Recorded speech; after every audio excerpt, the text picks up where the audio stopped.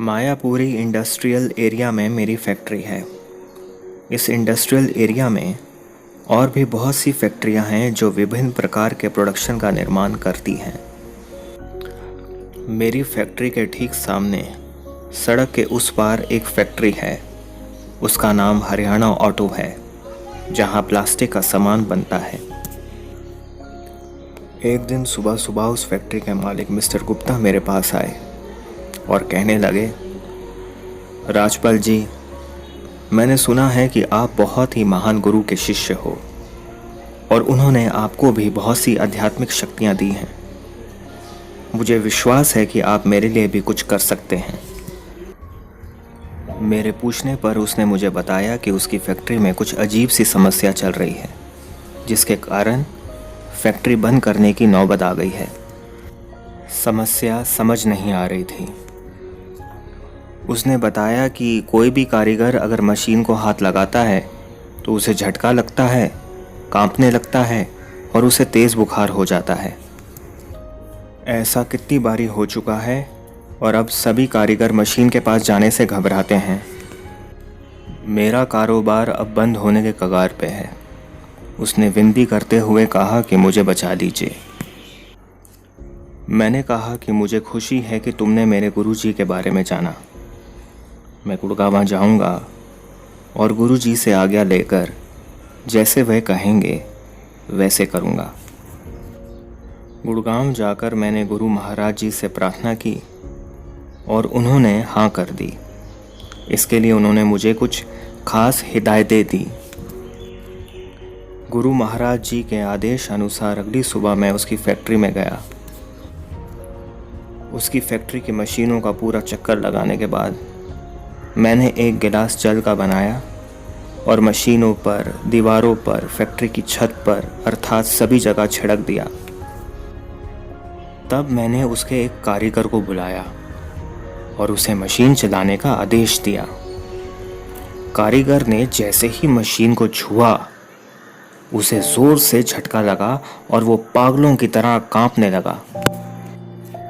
फिर जैसे गुरु महाराज जी ने मुझे आदेश दिया था, मैंने उस कारीगर को पकड़ा और पीटना शुरू कर दिया। उसके बाद उसे जल पिलाया और मशीन को दोबारा चलाने का आदेश दिया। उसने ऐसा ही किया, परंतु इस बार उसे मशीन चलाने पर ऐसा कुछ भी नहीं हुआ।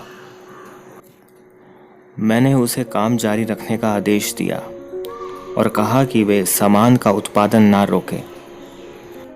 मैंने गुप्ता जी को आदेश दिया कि वे ध्यान रखें तथा चौकसी बरतें। यदि उन्हें फैक्ट्री में कोई भी असाधारण या कोई भी संगीत वस्तु दिखाई दे तो वे तुरंत लाकर मुझे दिखाए। अगले दिन सुबह गुप्ता जी मेरी फैक्ट्री में आए और कुछ तांबे के छोटे छोटे ताबीज़ जो एक मोटे धागे से बंधे हुए थे लाकर मुझे दिखाए और बताया कि वे उसे फैक्ट्री के फर्श पर पड़े हुए मिले हैं। मैंने सब कुछ जानने के बाद जैसे पहले मुझे गुरु महाराज जी ने कहा था, उसे स्मरण करते हुए आगे के लिए आदेश दिया। उसके बाद फिर किसी को भी ऐसा झटका नहीं लगा और ना ही उसे उत्पादन में कोई दिक्कत आई। उसका व्यापार पहले से कहीं गुना बढ़ गया।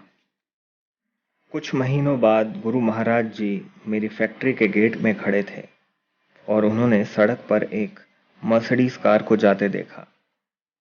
गुरु महाराज जी बोले, राजे, ये तेरी मर्सिडीज है। मैंने खुश होकर मुस्कुराते हुए कहा, सो कैसे गुरुजी?